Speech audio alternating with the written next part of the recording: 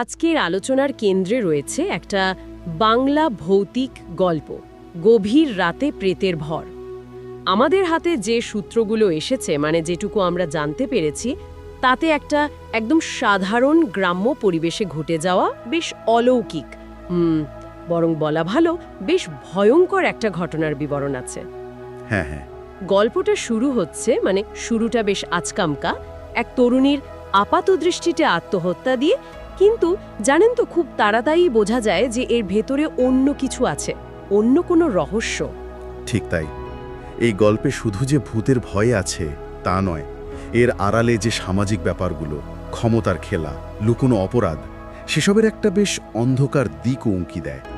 মানে একটা গ্রামের পরিবেশ, খুব সাধারণ মানুষজন, তাদের বিশ্বাস অবিশ্বাস, আর তার মধ্যেই একটা কি বলবো অতৃপ্ত আত্মার প্রতিশোধের গল্প।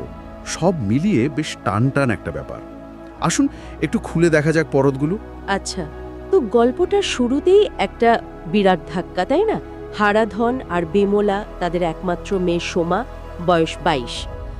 পাড়ারই ছেলে কমল, সে তাকে খুঁজে পায় কোথায়? না, শ্মশান ঘাটের কাছে একটা পুরনো পাকুর গাছে।